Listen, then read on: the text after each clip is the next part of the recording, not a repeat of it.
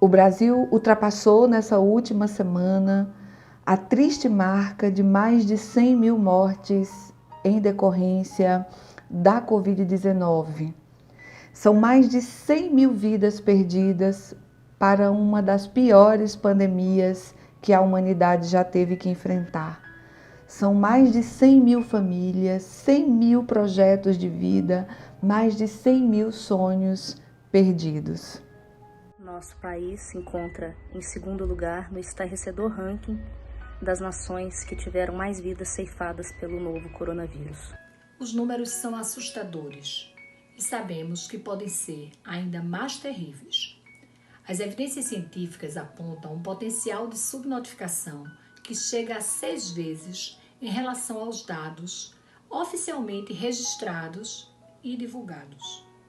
Subnotificação esta que denuncia a flagrante falta de uma efetiva política de rastreamento e testagem. Na prática, isso significa que o Brasil pode ter mais de 8 milhões de pessoas que têm ou já contraíram a Covid-19 em todas as regiões do país.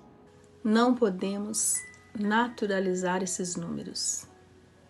Não podemos minimizar a gravidade de perdas de amigas, de amigos, de familiares e de pessoas queridas.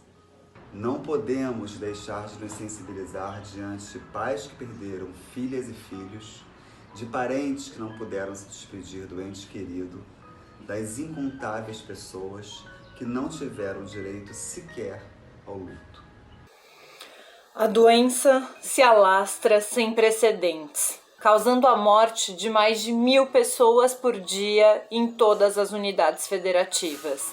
A imensa desigualdade social, característica da conformação do nosso país, cobra agora o seu preço, impactando ainda mais severamente as diferentes realidades sanitárias e de condições de vida da população.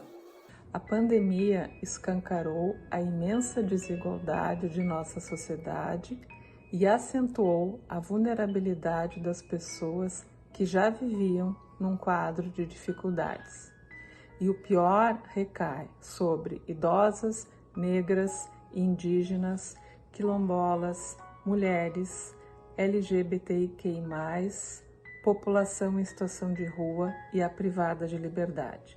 Além disso, a pandemia agravou uma realidade socioeconômica e política já muito difícil, tornando a situação ainda pior para os que vivem exclusivamente do seu trabalho, aumentando a incerteza quanto ao futuro, com mais precarização, maior desemprego, menos rendimentos e maiores jornadas.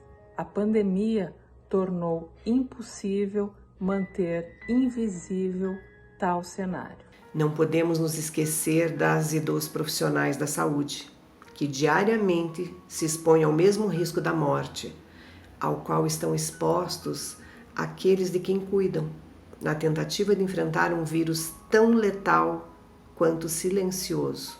Profissionais que, apesar de toda a precariedade das condições de trabalho que enfrentam, a falta de equipamentos individuais de proteção, de vínculos estáveis e de salários e jornadas justas, seguem no cumprimento da melhor assistência e cuidado que podem oferecer.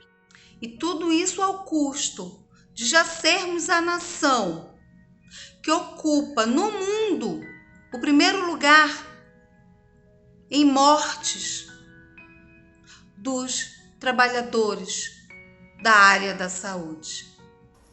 Desde o início da pandemia, o Sistema Único de Saúde, o nosso SUS, historicamente afetado pelo subfinanciamento e pelos desafios inerentes à própria dimensão do país, tem se mostrado assertivo e fundamental para o enfrentamento dessa crise sanitária.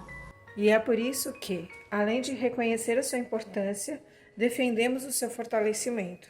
Tanto quanto o fortalecimento do Sistema Único de Assistência Social, o SUS, ambos sistemas essenciais para a proteção à população, sobretudo no atual cenário. Estamos diante de uma situação extremamente grave e nada se torna tão urgente quanto evitar a perda de mais vidas. Precisamos nos munir de todo o conhecimento científico capaz de construir uma estratégia eficaz. Precisamos reforçar as medidas de distanciamento e isolamento social. Precisamos que as atividades que são reconhecidas como essenciais sejam retomadas com a maior responsabilidade possível. Precisamos de políticas públicas, emergenciais e estruturantes, com um orçamento capaz de prover, neste momento de crise, as condições de trabalho e segurança das trabalhadoras e trabalhadores brasileiros, notadamente as profissionais de saúde. Precisamos que esse orçamento garanta a seguridade social da população mais severamente afetada. É por isso que, novamente, clamamos para a suspensão dos efeitos da Emenda Constitucional 95, que congelou por 20 anos os investimentos em políticas públicas fundamentais para o bem-estar da sociedade brasileira. O nosso luto é a luta e a nossa indignação deve nos conduzir a ampliar os cuidados. A exigir que o Estado cumpra o seu papel. A nos indignar sempre que uma vida é perdida, sobretudo quando sabemos ser evitável.